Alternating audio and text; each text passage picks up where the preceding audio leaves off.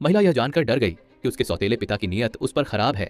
जैसे ही वह उसके कमरे में आया, उसने तुरंत दरवाजा बंद कर दिया।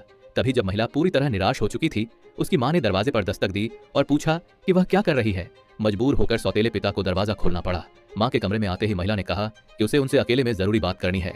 यह सुनकर सौतेला पिता घबरा गया। उसे डर था कि महिला उसकी सच्चाई बता देगी, इसलिए उसने उसे अंजाम के बारे में सोचने की धमकी दी और वहां से चला गया। काफी सोचने के बाद महिला ने अपनी मां को सब सच बताने का फैसला किया, लेकिन तभी उसकी मां को उल्टी जैसा महसूस हुआ और उसने बताया कि वह गर्भवती है। यह सुनते ही महिला चुप हो गई। उसे डर था कि सच जानकर उसकी मां को बहुत बड़ा सदमा लगेगा, इसलिए उसने कुछ नहीं कहा। जब उसकी सबसे अच्छी दोस्त को यह बात पता चली तो उसने तुरंत महिला को घर छोड़ने की सलाह दी। महिला ने कहा कि उसकी मां कभी उसे जाने नहीं देगी। तब उसकी दोस्त ने एक तरीका निकाला।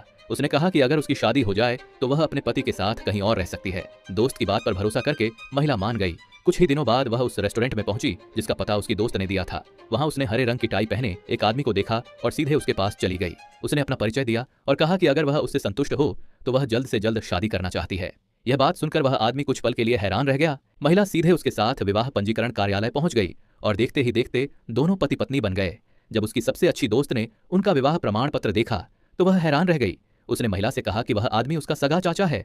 तब महिला को एहसास हुआ कि उसने अपने तय किए गए रिश्ते वाले व्यक्ति की जगह किसी और को अपना दूल्हा समझ लिया था। दोस्त ने उसे समझाया कि उसका चाचा स्वभाव से बहुत सख्त और कम बोलने वाला इंसान है, इसलिए वह उसकी बातों को दिल पर न ले। लेकिन महिला के लिए उस आदमी के साथ रहना फिर भी अपने सौतेले पिता वाले घर में लौटने से बेहतर था। उस रात आदमी उसे अपने घर ले गया। घर पहुंचते ही उसने जूते रखने वाली अलमारी से महिलाओं की एक जोड़ी चप्पल निकाली और खुद झुककर उस